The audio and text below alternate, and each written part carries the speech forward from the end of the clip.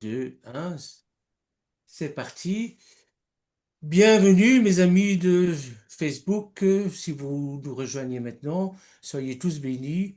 Que le Seigneur nous apporte la joie dans notre cœur et surtout qu'il vienne mettre ses paroles dans ma bouche, parce que c'est moi qui donne l'enseignement aujourd'hui. Alors, aujourd'hui, ça va être un enseignement assez spécial. On n'a pas l'habitude de donner. Et je vais vous faire un peu voyager. J'espère que vous allez voyager avec moi. Ne vous inquiétez pas, nous allons aller jusqu'au troisième ciel, si c'est permis. Non, blague à part, je vais faire un partage d'écran et vous allez comprendre tout de suite de quoi il s'agit. Alors, je vais... Voilà,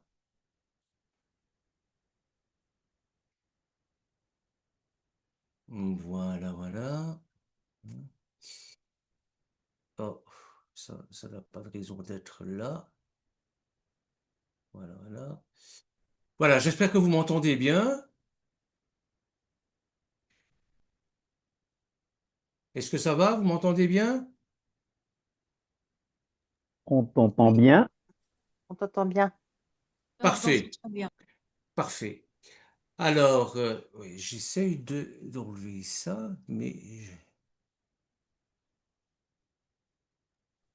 C'est peut-être parce que tu as d'autres choses ouvertes, non? non, pas vraiment. Euh, voilà, voilà. Alors, de quoi est-ce que je vais vous parler? On va faire un petit retour en arrière sur ce que nous avons déjà vu dans les enseignements précédents. Et c'est pour ça que je vous ai mis des mains avec des menottes, des mains liées. Souvenez-vous de ce qu'on a dit il y a 2 semaines d'ici sur euh, la manière de briser les liens du mal. Nous avons parlé de l'oppression démoniaque. Nous sommes venus, enfin, nous sommes d'accord pour dire qu'un enfant de Dieu né de nouveau ne peut pas être possédé par une entité démoniaque, par un démon ou même par Satan. C'est impossible. Mais il peut être tenté, il peut être oppressé. Et les disciples qui tolèrent continuellement le péché dans leur vie s'ouvrent à une oppression de plus en plus grande. Comme je le disais tout à l'heure, il faut que l'Esprit vienne habiter entièrement en nous. Et parfois, bon, ben, nous laissons des zones d'ombre avec des entités qui pourraient nous empêcher d'avancer dans notre foi. Alors, qu'est-ce qu'il faut faire? Je vous ai dit la fois dernière qu'il fallait se confesser à l'Éternel, faire tchouva, hein. Ce sont les deux choses qui sont nécessaires pour rétablir la communication avec l'Éternel par et en Yeshua. Par et en Yeshua. Et c'est la confession, la repentance qui brise alors la puissance de l'influence démoniaque. Et l'apôtre Jean nous donne un grand encouragement dans ce domaine. Il nous dit dans 1 Jean, dans sa lettre, 1 Jean chapitre 5, verset 18, nous savons que si quelqu'un est né de Dieu, il ne pêche pas. C'est logique. Il ne peut plus pécher. Au contraire, celui qui est né de Dieu se garde lui-même et le mauvais ne le touche pas. Nous avons parlé de forteresse aussi. Ça, c'était pour les oppressions démoniaques. Nous avons parlé de forteresse spirituelle. Une forteresse spirituelle, c'est un raisonnement qui est contraire à l'éternel et qui permet à l'ennemi d'avoir un accès. C'est un système de pensée, un mensonge qu'on croit sur lequel on s'appuie et qui est devenu une structure dans notre façon de voir l'éternel, de se voir soi-même et de voir la réalité. Ce sont des schémas mentaux qu'on accepte car on a cru une pensée qui ne vient pas de Dieu. Il y a une confession, vous savez très bien laquelle, qui pratique justement ce mensonge, ce système de pensée, avec la Vierge Marie, par exemple. Vous voyez, c'est ça. Dans 2 Corinthiens chapitre 10, verset 4, il nous est dit, car les armes avec lesquelles nous combattons ne sont pas charnelles, mais elles sont puissantes, et par la vertu de Dieu, pour renverser des forteresses. Ce sont de véritables forteresses. Je vous avais pris à ce moment-là, souvenez-vous, l'exemple de Jéricho, quand les Israélites ont pris Jéricho. Pourquoi entrer en Eretz Israël, en Canaan, par Jéricho? Ils auraient pu traverser, ils auraient pu prendre par un... Non, Jéricho. Parce que spirituellement, c'était une forteresse qui devait abattre avant de continuer leur progression vers Canaan. Donc nous renversons les raisonnements et toute hauteur qui s'élève contre la connaissance de Dieu, et nous amenons toute pensée captive à l'obéissance de Yeshua, du Mashiach. Vous allez me dire, ouais, ben, tout ça c'est bien beau. Dans un autre enseignement, je vous ai parlé justement de ce que la vie peut faire. C'est-à-dire que la vie peut nous briser. La vie peut nous blesser. Et parfois, nous, nous ne pouvons pas faire face à ce qui nous arrive. Alors, je vous ai pris comme exemple, c'est un exemple, on n'a pas parlé de philosophie, ça ne nous intéresse pas, mais de cet art japonais, les kunzuki, le kintsugi qui est l'art de recoller les morceaux et de mettre des soudures, de mettre de l'or sur des soudures, comme vous voyez sur le pot ici. Vous voyez? La brisure de l'être, qui normalement en essayant, et le peuple juif sait de quoi il parle, on a essayé par tous les moyens, d'une manière physique, d'une manière psychologique et d'une manière spirituelle. On a tout essayé pour les briser, pour les détruire. Parce que le but, c'est ça, c'est de détruire le peuple de Dieu. Hein? On a tous une fêlure, une cicatrice invisible, une brisure, une douleur enfouie que l'on tente de dissimuler, parfois même sous une bonne image de soi de façade. Et je pense toujours au clown, le clown Auguste, qui derrière son masque cache peut-être un homme qui est brisé et qui est dans la tristesse. Mais devant les autres, il fait bonne figure, il fait rigoler les enfants. Voyez. Pourtant, cette faille que l'on juge souvent négative peut être la clé d'une meilleure estime de soi. Car loin des standards artificiels de perfection, c'est bien dans nos échecs, nos faiblesses et nos moments de culpabilité que peut éclore le véritable amour de soi, la compréhension des autres, l'amour de soi. Vous allez me dire, mais Bernard, qu'est-ce que c'est de ça, l'amour de soi? Ben oui, comment voulez-vous aimer les autres si vous ne vous aimez pas? J'entends encore trop souvent dire, je ne m'aime pas. J'aime l'Éternel, mais je ne m'aime pas. Ah, j'aime mon frère, hein. Parfois, on me dit, j'aime pas mon frère, mais j'aime l'Éternel. Ce sont des mensonges. On ne peut pas aimer son frère si on ne s'aime pas soi-même. Et on ne peut pas aimer l'Éternel si on n'aime pas son frère. Et si on ne s'aime pas soi-même. Vous voyez, c'est ça. Et c'est là que se joue notre capacité à avoir confiance, à faire confiance aux autres, à cultiver une vision de soi plus authentique. D'autres mots, à savoir qui on est aux yeux de l'Éternel et à sortir du cercle vicieux de la dévalorisation de soi. Et j'ai pris 2 Corinthiens chapitre 12 verset 10 pour étayer ce que je dis.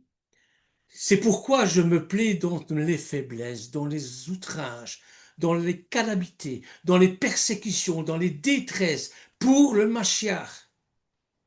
Car quand je suis faible, c'est alors que je deviens fort. Wow. Nous avons parlé de la résilience. Cette capacité à s'adapter aux changements stressants de la vie et à rebondir après une épreuve. Une épreuve qui a pour but de vous exterminer, de vous détruire, de vous faire mourir, physiquement, psychologiquement, spirituellement. La résilience est une réponse à la tragédie. Je vous ai cité Martin Gré, qui habitait pas tellement loin de chez moi. Hein. C'est un rescapé des camps, hein, Auschwitz, etc. Il fonde une famille, et toute sa famille périt dans un incendie. Et il recommence. C'est ça la résilience. Voyez? Donc la crise, tout changement qui bouleverse l'existence et qui nous permet d'aller de l'avant malgré la perte. Le Seigneur ne nous demande pas de regarder en arrière comme la femme de Lot. Il nous demande de regarder devant.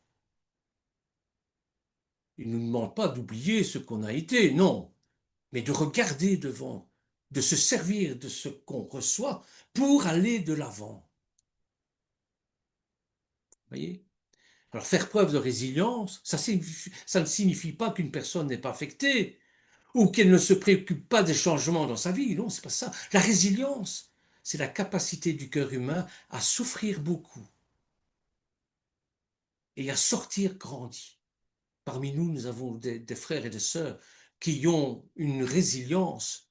Or, malgré leur souffrance, ils s'en sortent plus forts et ils nous donnent des leçons tous les jours. On peut être influencé, mais jamais déterminé à la mort, puisque nous pouvons nous en sortir. Et comment on peut s'en sortir? Eh bien, par la parole de Dieu, par la Torah, par la présence de Dieu, par la révélation de Dieu. La résilience, c'est la norme biblique pour le croyant. La Bible contient de nombreuses exhortations à aller de l'avant. Par exemple, dans Philippe au chapitre 3, verset 15, il nous dit, frère, je ne pense pas l'avoir saisi, mais je fais une chose, oubliant ce qui est en arrière et me portant vers ce qui est en avant. Je cours vers le but pour remporter le prix de la vocation céleste de Dieu en Yeshua Mashiach. Nous tous donc, qui sommes parfaits, ayons cette même pensée. Et si vous êtes en quelque point d'un autre avis, Dieu vous éclairera aussi là-dessus.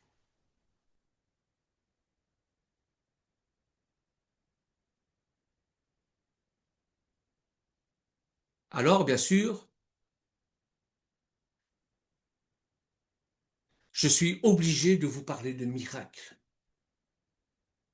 Avec ce qui va suivre, vous allez comprendre avec ce qui va suivre que je suis obligé de parler de miracles.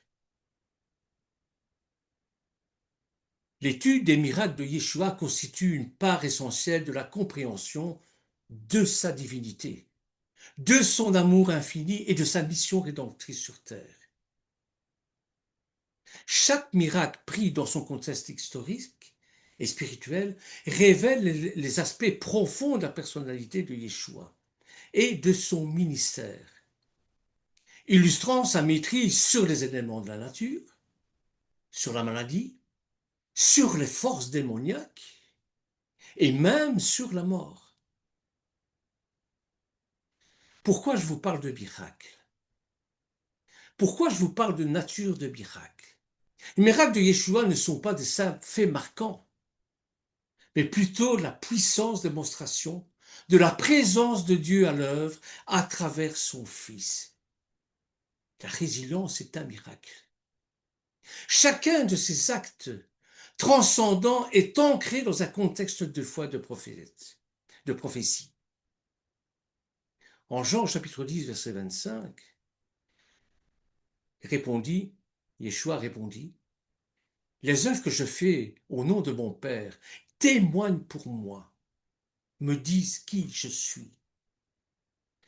Ce verset souligne l'intention derrière les miracles.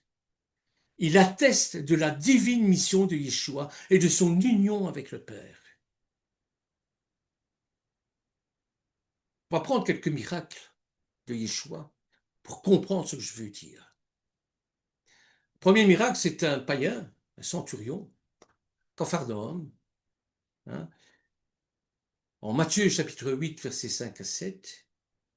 Lorsqu'il entra dans le Capharnaüm, un centurion l'approcha, le priant et disant, Seigneur, mon serviteur est couché à la maison, paralysé et cruellement tourmenté.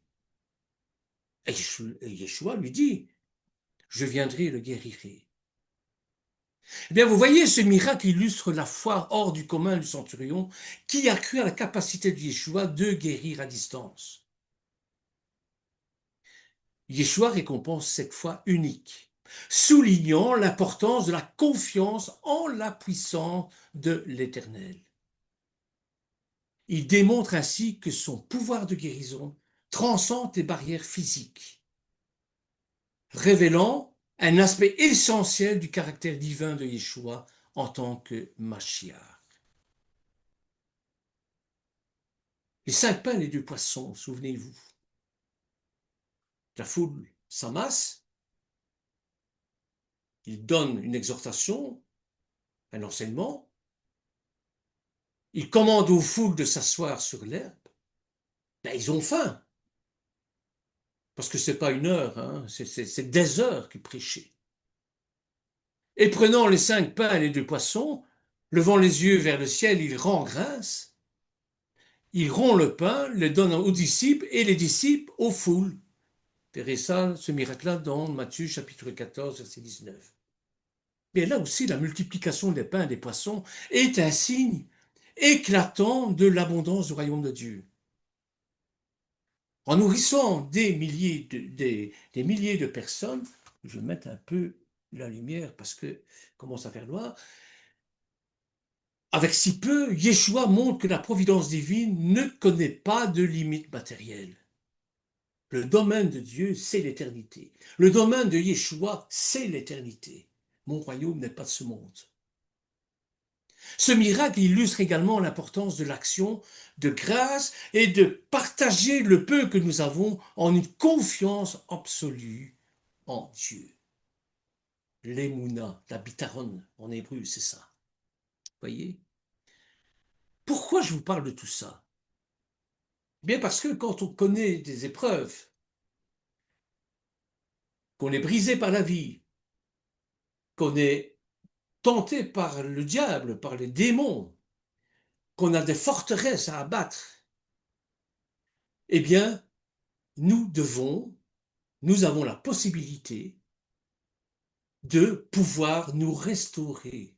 Restaurer pas dans le sens de manger, hein, c'est-à-dire de nous guérir en rentrant dans une matrice, la matrice de reconnexion.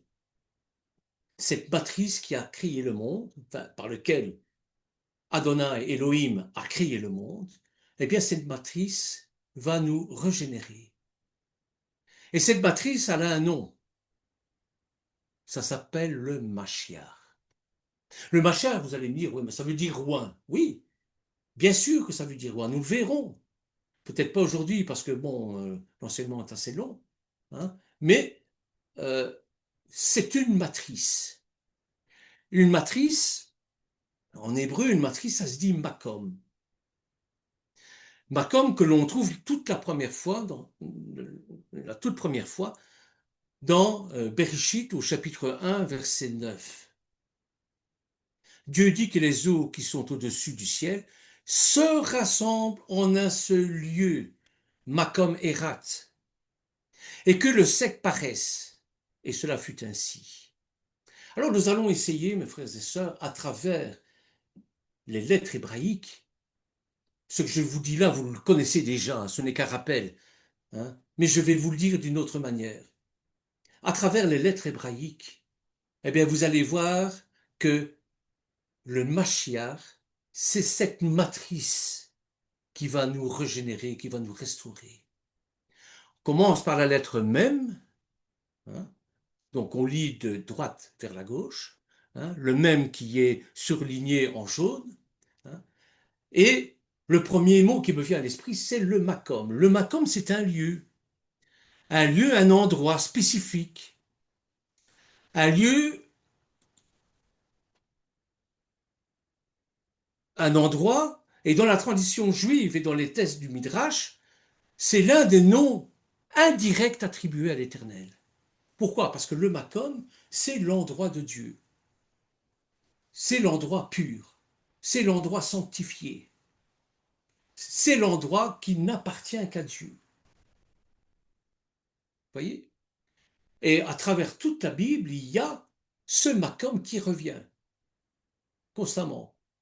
Je pense notamment à Yaakov, hein, lorsqu'il a fait ce rêve avec l'échelle, etc. Et là, il construit un hôtel, eh bien, c'est un Makom. Je pense bien sûr à Moshe, hein, avec le Mishkan, on le verra par la suite. Le Beth Amikdash, donc le Mishkan, c'est le Makom itinérant, un endroit bien spécifique. Et par la suite, ça va être le Beth Amikdash, c'est-à-dire le temple qui lui va être fixe. Donc ce nom exprime l'idée que Dieu, l'Éternel, Elohim, est la place du monde. Mais le monde n'est pas sa place. C'est quelque chose d'à part. C'est un espace dans l'espace. Alors bien sûr, on va parler de la transcendance. Ça signifie que l'Éternel n'est pas enfermé ou contenu par le monde, mais que c'est l'univers entier qui réside en lui. En lui.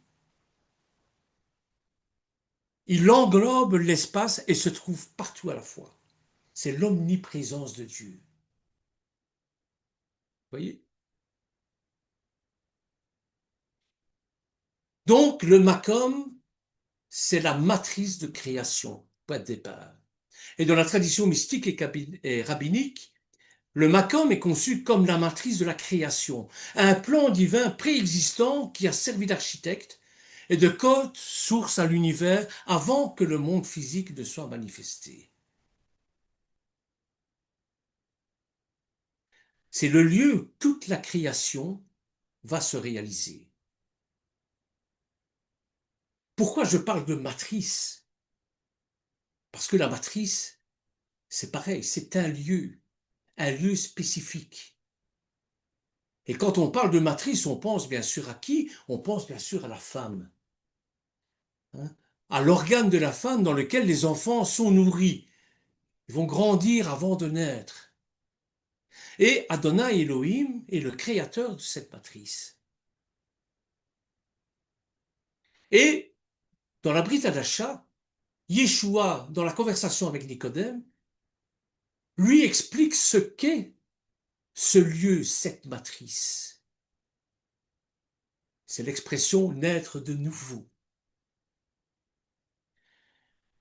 L'expression naître de nouveau a été employée pour la première fois par le Seigneur Yeshua lorsqu'il s'adresse à Nicodème, un docteur de la loi. C'est pas n'importe qui, c'est un docteur de la loi. Yeshua lui dit, si un homme n'est pas de nouveau, il ne peut voir le royaume de Dieu. En vérité, je te le dis, si un homme ne naît d'eau et d'esprit, il ne peut entrer dans le royaume de Dieu. Ce qui est né de la chair est chair, ce qui est né de l'esprit est esprit. Jean chapitre 3, verset 3 à 6. Donc le Mashiach, déjà, c'est cette matrice. Et vous verrez que dans le mot Mashiach, hein, je vais revenir d'ailleurs, dans le mot Mashiach, vous avez quatre matrices. Quatre matrices qui sont des matrices liquides en plus, et dont le symbole revient constamment dans notre liturgie, dans nos réflexions, etc. Vous avez l'eau, vous avez le vin, vous avez l'huile, vous avez le lait. Hein, ce sont toutes des matrices qui forment la matrice avec un même gigantesque qui est l'endroit de restauration de lorsqu'on a été brisé par la vie, lorsqu'on a été brisé par Satan.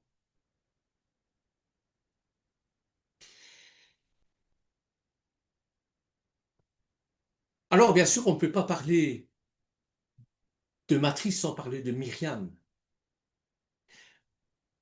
Comprenez pourquoi j'ai parlé un peu du miracle. Myriam, il y a plusieurs étymologies à Myriam. Il y a Myr et Yam, c'est-à-dire la goutte d'eau de la mer. Bon, il y a tout un symbolisme, évidemment, avec le peuple hébreu qui est passé par la mer, etc. Eh bien, Myriam, c'est une goutte d'eau. Myriam de Moshe, elle, je sais bien qu'on n'aime pas quand je dis ça, c'est un peu la Manon des sources. Parce elle a un contact direct avec l'eau. D'ailleurs, quand elle est morte, eh bien, les Israélites ont manqué d'eau. Voyez? Myriam, c'est aussi Mara, c'est-à-dire marâtre, les eaux marâtres. À cause de la crucifixion de notre Seigneur, évidemment, eh bien, elle a été aussi brisée par la mort de son fils sur la croix, par cette mort horrible qu'une mère a dû assister. Vous voyez? Mais on va parler un peu de Myriam, bien sûr, la mère de Yeshua, hein, la naissance virginale de Yeshua. Ça fait beaucoup couler d'encre, évidemment. Hein. Pourquoi? Parce que les Juifs sont très pragmatiques et bon, refusent un petit peu que Myriam euh, ait conçu un enfant sous l'action de la roi Kodesh. Pourtant, dans la Bible, il est souvent question de miracles de ce type-là. Isaac, par exemple, Sarah était trop vieille pour avoir un enfant. Mais Isaac est venu. Ils ont conçu un enfant. La mère de Samson, c'était son mari qui était trop vieux. Mais elle a pu concevoir un enfant également. Vous voyez? Ce sont de très belles études à faire, hein, ça. Rivka était empêchée d'enfanter. Je dis empêchée et pas stérile. Pourquoi? Parce qu'elles ont quand même mis des enfants au monde, donc elles ne pouvaient pas être stériles. Mais voilà, il y a quelque chose qui ne fonctionnait pas. Et vous pouvez remarquer que toutes les femmes de la lignée messianique, elles ont toutes quelque chose qui ne permet pas d'enfanter comme n'importe quelle femme. Rachel, pareil. Léa, par contre, avait des enfants. Elle se mouchait une fois, elle avait un enfant. Vous voyez?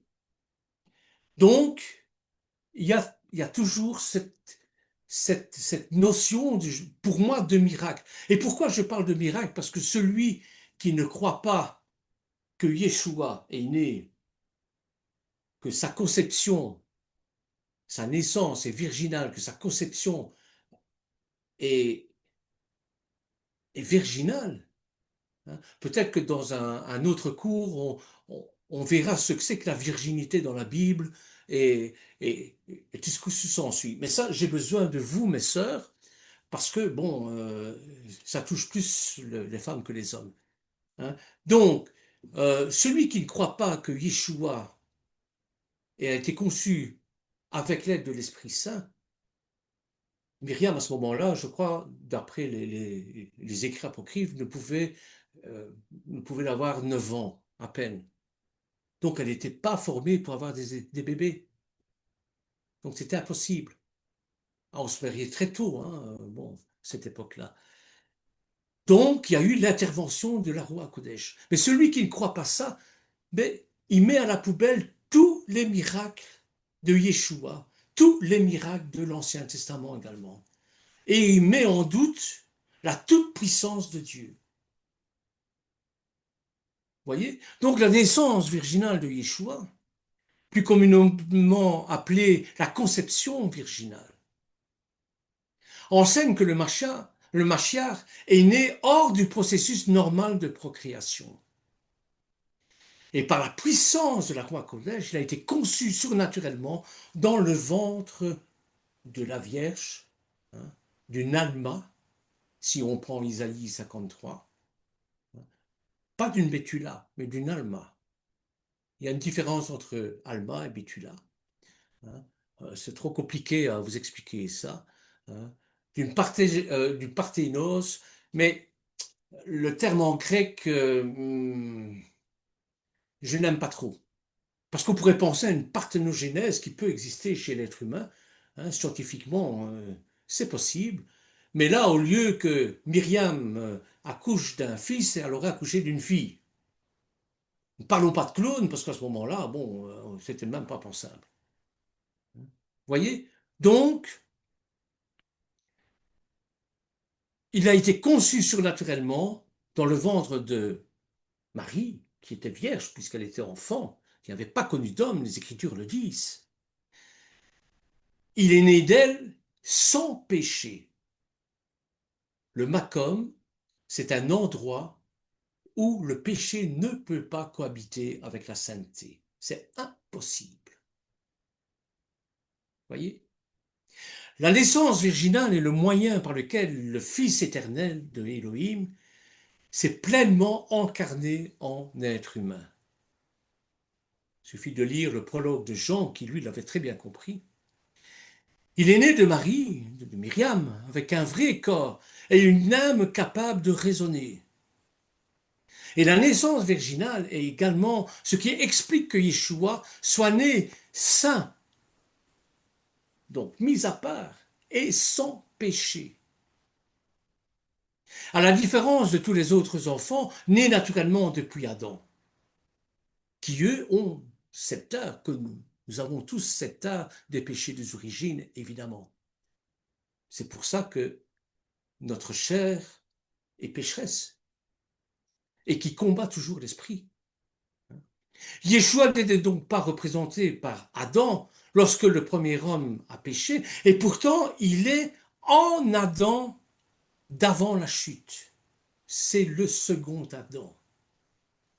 Souvenez-vous des enseignements que vous avez reçus sur le premier Adam, par lequel le péché est entré dans le monde, et le dernier Adam qui est Yeshua HaMashiach. Ça va, c'est pas trop compliqué. Vous êtes toujours là? Oui, Oui, oui, Ok. Je peux continuer? oui, oui. Bien. Le cadre théologique de Paul est particulièrement clair dans Romains chapitre 5, versets 12 à 21, où il décrit Yeshua parallèlement à Adam. Adam était le premier homme ou le premier, j'aime pas dire homme parce que Adam, c'est une dimension spirituelle. Si je dis premier homme, je devrais dire Ish Rishon, le premier homme. Mais bon, ça me choque un peu. Et à cause de son statut de représentant de la race humaine, ses actions ont répandu le péché et la mort sur tout le peuple. Vous êtes d'accord avec moi? Donc, par opposition, c'est de Yeshua que viennent la justice et la vie, pas n'importe quelle vie, la vie éternelle, pour tous ceux qui sont en lui. Et tous ceux qui sont brisés retournent en lui pour être restaurés, pour être réconfortés, pour être réparés. Dans Romains au chapitre 5, Paul désigne ainsi deux personnes à la tête des alliances pour l'humanité. Vous avez Adam et vous avez le Mashiach. Et tous deux sont des représentants dont les actions ont des conséquences pour toute l'humanité, pour tous les peuples. Si Paul n'avait pas cru à la naissance virginale, il aurait été difficile de comprendre le parallèle qui fait entre Adam et le Mashiach, ainsi que la raison pour laquelle le péché d'Adam n'a pas impacté Yeshua. Vous verrez ça dans 1 Corinthiens, chapitre 15, verset 22, verset 47, verset 48. Je ne les ai pas notés parce que, bon, ça faisait trop lourd. Alors voyons le fondement biblique de la naissance virginale, de cette matrice, en quelque sorte. Pour ça, il faut prendre les évangiles de Matthieu et de Luc. Les passages où la naissance virginale est enseignée le plus clairement sont les évangiles selon Matthieu et selon Luc. Car ce sont les deux seuls endroits dans la Bible, enfin dans la Brit Hadasha en tout cas, où la naissance de Yeshua est relatée. Il est donc significatif que ces deux textes parlent de cette naissance. C'est l'évangile selon Luc qui contient le plus de détails sur la naissance de Yeshua. Avec son analogie, non, c'est pas une analogie, je ne sais plus comment on dit. Bon, dans le récit de la visite de l'ange Gabriel à Myriam, à Marie, selon Luc chapitre 1, versets 26 à 38, la virginité de cette dernière est explicitement mentionnée au verset 27, par le mot grec justement de parthénos, ainsi qu'au verset 34, lorsque Myriam se demande comment elle pourrait être enceinte puisqu'elle n'a jamais connu d'homme. Le contexte de Luc ne laisse aucun doute sur le fait que cette seconde référence à la virginité de Myriam utilise la tournure idiomatique biblique connaître quelqu'un. Quand Yaakov a connu Rivka, il est allé dans la tente de sa mère, je pense, et là, les Écritures très pudiques nous disent, et c'est là qu'il connut sa femme. C'est là qu'ils ont fait l'amour. Voilà, qu'on dirait maintenant. Donc, connaître quelqu'un pour référer à l'intimité sexuelle. Et Gabriel annonce à Myriam que l'enfant qui doit naître d'elle, viendra par l'intermédiaire de la roi Kodesh, et non pas par le processus normal de procréation. C'est bien expliqué dans Luc chapitre 1, verset 35. Et ce verset révèle donc une relation étroite entre la roi Kodesh et la sainteté de l'enfant. Myriam est comme vous et moi, a hérité du péché des origines. Mais le Seigneur, Adonai, Elohim, l'a mise à part par une grâce pour que l'incarnation puisse se faire en bonne et due forme. Yeshua n'allait pas naître dans quelque chose d'impur. Il fallait que l'endroit où il allait grandir soit pur, saint, sans tache. Et en effet, la roi Kodesh veillera à ce que l'enfant, né de Marie, elle-même pécheresse, soit saint, soit mis à part, soit pur, ne soit pas impacté par le péché des origines.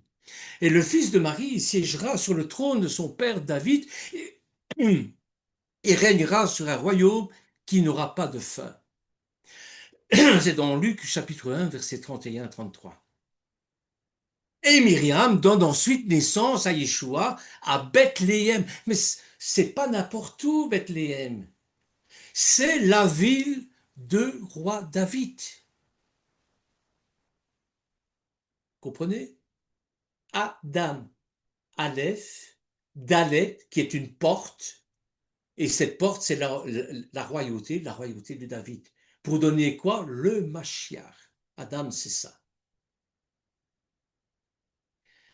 Accomplissant ainsi la prophétie du Tanakh qu'on lit dans Michée au chapitre 5, verset 1. Ça va? Je suis pas trop brouillon? N'hésitez pas, si vous avez une question ou l'autre, bon, n'hésitez pas à m'interrompre. Bien.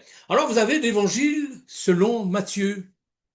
L'évangile selon Matthieu, hein, raconte également la naissance de Yeshua. Et dans Matthieu, au chapitre 1, verset 20, enfin ça dépend, hein, ça dépend des traductions, c'est 1,18 ou 1,20.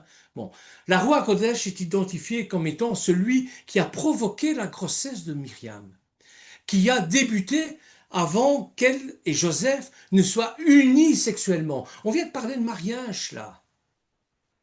Or, un atout majeur du mariage, c'est quand même cette union charnelle entre l'époux et l'épouse. On voit ça aussi en Matthieu chapitre 1, verset 25.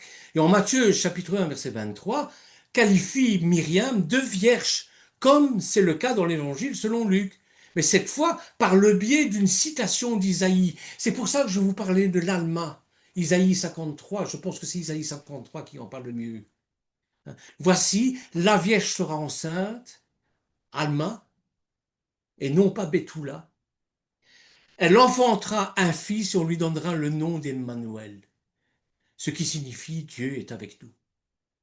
Et bien que l'utilisation du terme vierge par Isaïe ait été largement débattue, il y a des bouquins qui ont été écrits là-dessus.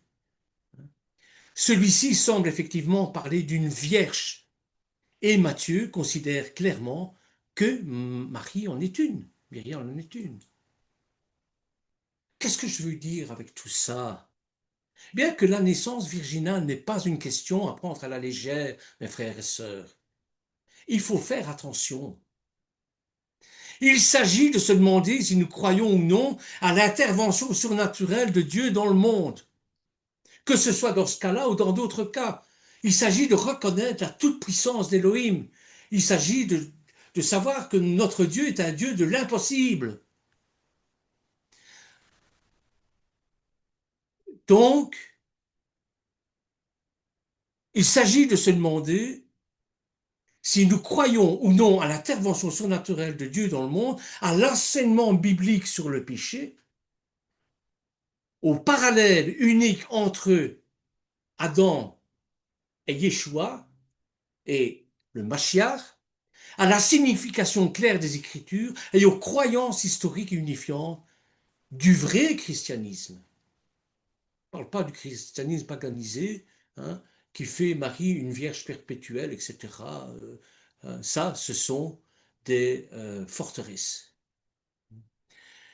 Premièrement, la naissance virginale démontre que notre Rédempteur est pleinement, réellement un homme, puisqu'il est né d'une femme, mais dénué de péché, parce qu'il a été conçu dans une macom, dans une matrice, conçu spécialement pour lui. Certes, Yeshua est né surnaturellement, mais cela ne rend pas son humanité différente de la nôtre. Sinon, les dés auraient été pipés, bien sûr. Il a connu la tragédie, il a connu la, la peine, et la tristesse, la joie, le bonheur. Voyez? Et ça, je prends ça dans Hébreux chapitre 2, versets 10 et 11. Donc, conçu de manière unique dans le ventre d'une femme par l'opération de la roi Kodesh, Yeshua est préservé du péché des origines. Et il se tient de façon unique parallèlement à Adam. Et si Yeshua était né avec une nature pécheresse, comme nous sommes nés, il n'aurait pas été le sauveur sans péché. Non. Son sacrifice sur la croix n'était pas valide. La naissance virginale est donc le moyen par lequel le Saint Fils de Dieu s'est incarné en un être humain né sans péché. Deuxièmement, la naissance virginale sous-entend également la préexistence de la filiation divine de Yeshua. La naissance virginale convient tout à fait à celui qui est déjà fils de Dieu, avant même son incarnation en être humain. On nous dit que c'est lui, ça a été le bras droit de l'Éternel pour créer, pour faire toute la création. Et notre Sauveur Et non seulement un homme, mais il est aussi le divin Fils de Dieu. Il est l'unique Dieu fait homme, le seul qui puisse accomplir l'œuvre du salut, pas un autre. C'est pour ça qu'il s'appelle Yeshua.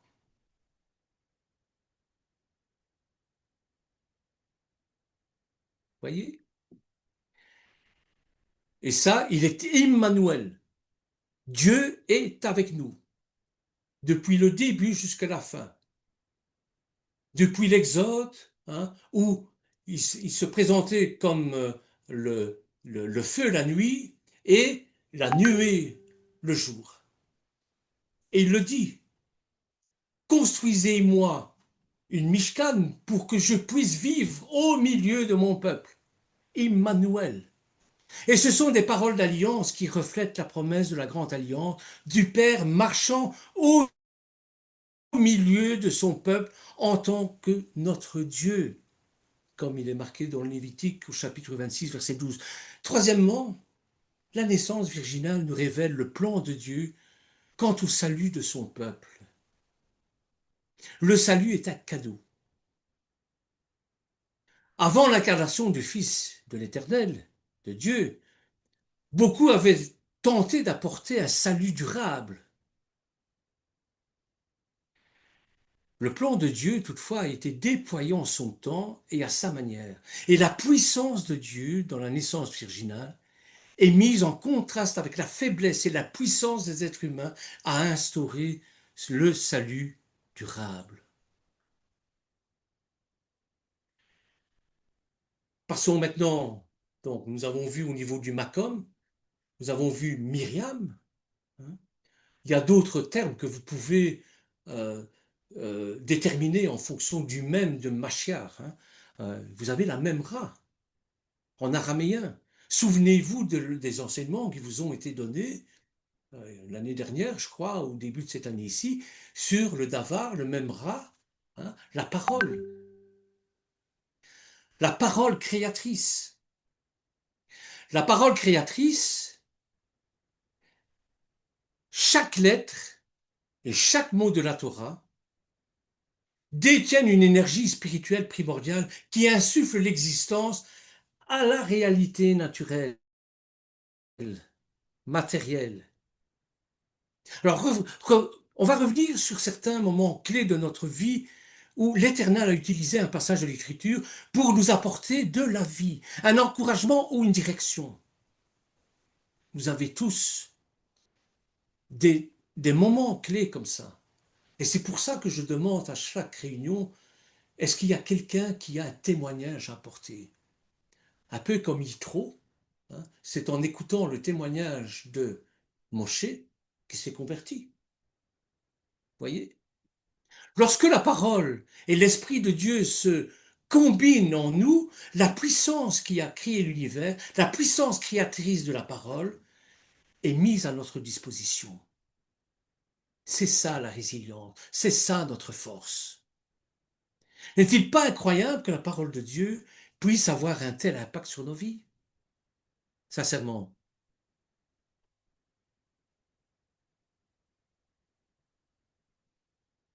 Le davar, je regarde l'heure, à 20h30 je terminerai. Le davar, le memra, le logos, l'idée de la parole comme force créatrice et rédemptrice est un thème central qui traverse toute la Bible, aussi bien dans le Tanakh que dans la Brit Hadasha, jusqu'à l'Apocalypse. Du livre de la Genèse jusqu'aux évangiles, la Brit Hadasha. Et les Écritures nous révèlent que cette parole n'est pas seulement un moyen par lequel l'Éternel s'exprime, mais une entité vivante et active, incarnée dans le Mashiach, le même, le même Ra. Jean chapitre 1, verset 1, commencement était la parole. La parole était avec Dieu. La parole était Dieu. Elle était au commencement avec Dieu, et toutes choses ont été faites par elle, et rien de ce qui a été fait n'a été fait sans elle.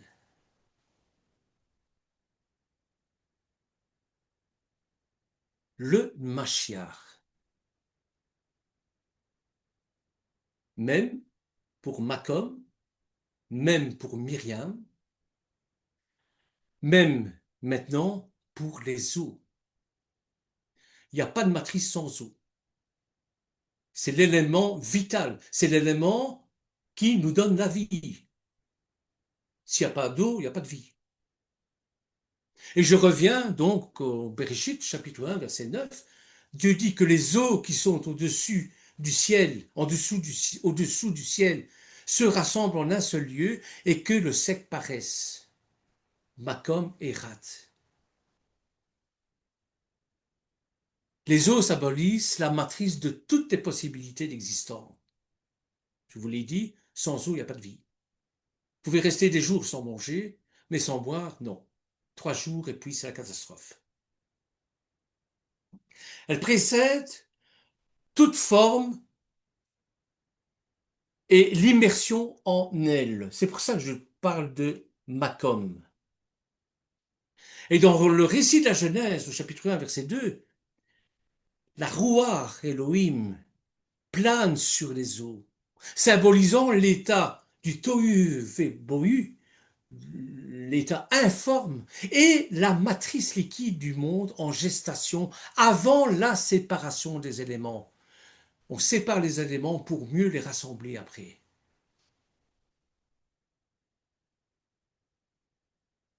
Bien sûr, je ne peux pas ne pas parler de la naissance d'eau et d'esprit. Je vous en ai parlé tout à l'heure avec le dialogue, avec la conversation entre Nicodème et Yeshua. En Jean chapitre 3, versets 5 à 6, si un homme ne naît d'eau et d'esprit, il ne peut entrer dans le royaume de Dieu. La nouvelle naissance implique donc à la fois une naissance d'eau et d'esprit. Naître de nouveau, c'est naître d'eau et naître d'esprit, simultanément, c'est-à-dire au même moment. Et ces deux naissances se produisent en même temps.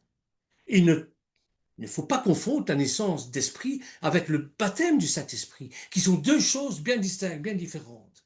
Souvenez-vous, nous en avons parlé à Shavuot, à la Pentecôte. Faisons une distinction entre la nouvelle naissance et le baptême d'eau, la Tevila. Le verbe grec pour engendrer, ça je dis gemnao. Gemnao, là, c'est la même racine que géniteur, c'est la même racine que gynécologue. C'est dès que vous entendez ce gène-là, dans ce cadre-là, ça veut dire engendrer. Mais baptizo signifie émerger, tevila en, en hébreu, c'est-à-dire immerger complètement. Et la nouvelle naissance nous engendre en tant que nouvelle créature spirituelle. Tandis que le baptême est une immersion symbolique, un engagement temporaire, volontaire, pardon, un engagement volontaire. Le baptême d'eau, quant à lui, symbolise un ensevelissement de la vieille vie, marquant un engagement dans une vie nouvelle. Pris ça dans Romains chapitre 4, verset 4, ou dans la lettre de Pierre, 1 Pierre chapitre 3, verset 21. La nouvelle naissance précède le baptême d'eau, qui est une étape postérieure à cette transformation intérieure. Et le baptême du Saint-Esprit, par contre, est une immersion dans l'Esprit, permettant d'être revêtu de la puissance de Dieu pour témoigner avec efficacité. Et là, je me tourne vers des pentecôtistes qui ont vécu ça. Hein. Est-ce que ce que je dis est vrai? Est-ce que ceux qui ont subi le baptême du Saint-Esprit, est-ce que ce que je dis est vrai? Le baptême du Saint-Esprit est une immersion dans l'Esprit permettant d'être vêtu de la puissance de Dieu pour témoigner avec efficacité. Est-ce que c'est vrai? Oui, amen, c'est vrai. Ah, merci Katia. Oui, Merci. oui. Donc, Amen. je ne me suis pas trompé parce qu'il faut faire attention à ce qu'on dit. Hein. C'est très, très, très, très important. Vous comprenez la responsabilité que j'ai en, en parlant ainsi de vous, bon, naître d'eau fait référence à l'étape d'engendrement par la parole, représentée par l'eau. L'eau qui purifie, qui régénère. Comprenez pourquoi je parle de makom, que je parle de matrice. Yeshua dit à ses disciples dans Jean chapitre 15, verset 3, déjà vous êtes purs à cause de la parole que je vous ai annoncée. La parole nous purifie, frères et sœurs. Et dans Éphésiens chapitre 5, versets 25 à 26, souligne ainsi, le Machar a aimé l'Église, la Keïla, et s'est donné lui-même pour elle, afin de purifier par l'eau de la parole. Nous sommes régénérés par la parole vivante et permanente d'Adonai. 1 Pierre chapitre 1 verset 23. Et cette régénération, nous permet de naître de nouveau en esprit qu'enfant de Dieu. En Jean chapitre 1 verset 12 à 13. Le terme grec pour régénérer, c'est anagénao. De nouveau, vous avez le terme génao, hein, qui, hein, qui a donné en français géniteur, génitrice, euh, gynécologue, et ainsi de suite, quoi. Signifie produire de nouveau. Anna, génao, produire de nouveau. Et ça illustre le rôle de la parole de Dieu pour nous transformer à son image. C'est ça le makom, c'est ça la matrice dont je parle ici. La matrice qui va vous générer, qui va vous régénérer.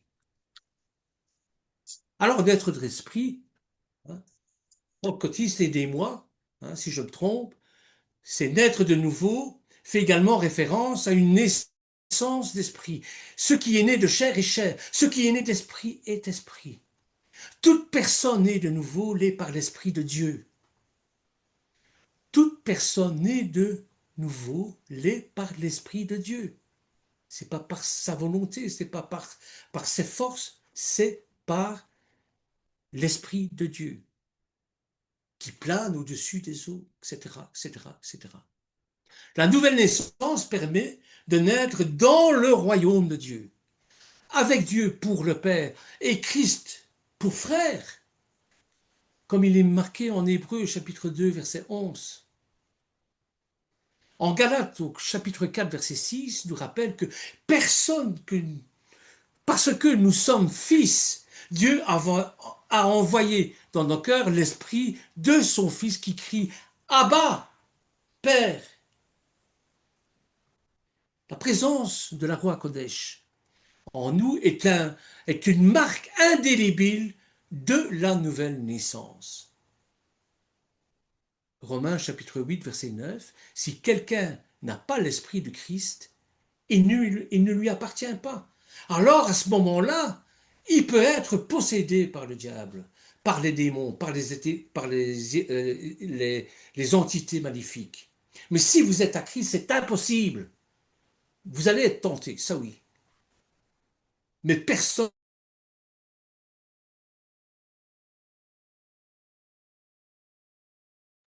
du Allô? Saint-Esprit. On t'a perdu quelques secondes là. Voilà, euh, je vais m'arrêter ici, on continuera la fois prochaine si vous voulez bien. Et là, nous allons voir que le même peut signifier aussi Mishkan, le tabernacle, qui représente également Yeshua, qui représente aussi le Mashiach. C'est pour ça qu'on insiste tellement dans, dans le Tanakh, dans le Lévitique, avec Moshe, sur la construction du Mishkan, qui ne s'est pas fait n'importe comment. Moshe n'était pas architecte, c'était un berger. Il a peut-être eu quelques conseils quand il vivait à la cour de Pharaon, mais je ne crois pas. Parce que le moult détail que Elohim lui met pour faire le Mishkan, il ne pouvait pas lui-même connaître ces détails-là. Voilà, mes frères et sœurs, ça c'est premier renseignement que je vais vous donner sur la première lettre de Mashiach. Hein. Après, nous verrons le Shin qui représente Shemem, qui est l'huile, et il y aura bien sûr à dire sur l'huile. Yaïn avec le Yut, qui est le vin, bien sûr. Hein. Et vous savez à quel point que c'est important, le vin, hein, par exemple dans les noces de Cana, hein, lorsque Adonai change l'eau de cette matrice qui est la jarre en vin, pas en vin VAIN, hein, en vin, l'alcool, quoi, bon, VIN, Yaïn, vous voyez? Voilà. Voilà, pour l'instant, on va s'en tenir ici. Si vous avez des questions, si vous voulez échanger, si vous voulez comment embellir ce que je viens de dire, parce que ce sont des pistes que je vous donne, moi. Mais tout ça, vous le savez déjà. Vous le savez déjà. On le répète à longueur de temps. Mais je voulais vous le présenter sous une autre forme. Je ne sais pas si j'ai réussi, en tout cas. Euh, Soyez bénis. Juste pour rappeler que O, Maïm, ça signifie Maïm. Donc, voilà l'importance du même toujours. Maïm, Maïm. Voilà. Voilà. Maïm, hein, l'eau, hein, qui est l'élément incréé. Nulle part dans Bereshit, vous verrez que l'eau a été créée. Jamais